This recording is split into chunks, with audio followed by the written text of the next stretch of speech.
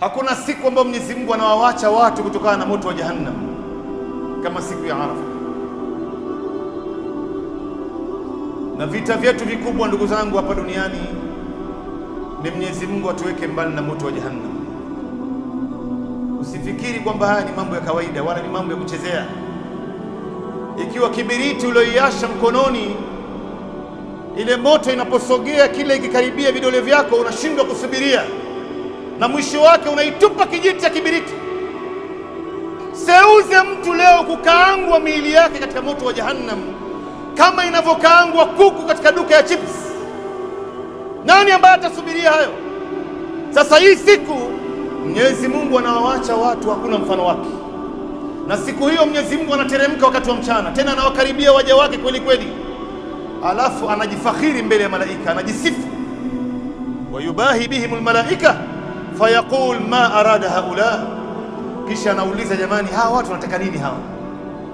Hawa wamesimama katika uwanja wa Arafa na wale wengine wanafunga saumu ya Arafa ambaye hawakuenda kufanya ibada ya haji, wanataka nini hawa?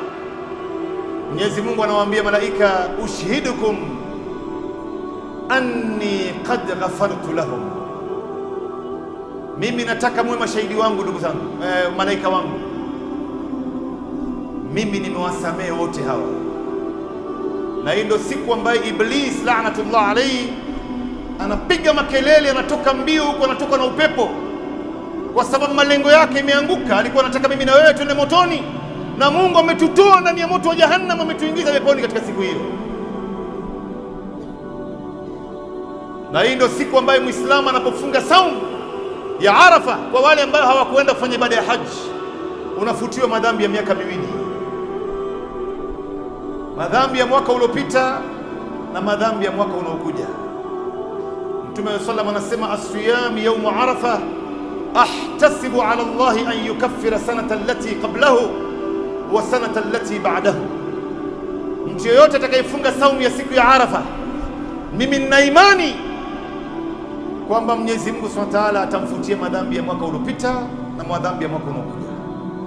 Unajua, hapa unaweza ukauliza swali, madhambi ya mwaka uliopita, kila mmoja wetu ameteleza upande wake hapa. Alokamilika ni Mwenyezi Mungu peke yake. Kila mmoja wetu ana maasi yake. Kuna madhambi ambayo tuliyafanya katika muda wa mwaka nzima. Kwa hivyo Mungu atatusamehe kwa sababu ya saumu ya Arafa. Lakini madhambi ya mwaka unaokuja, madhambi yenyewe hujajua kama utaifanya wala hujaifanya bado, inakuwaje Mungu ameshaisamehe kwa sababu ya Arafa?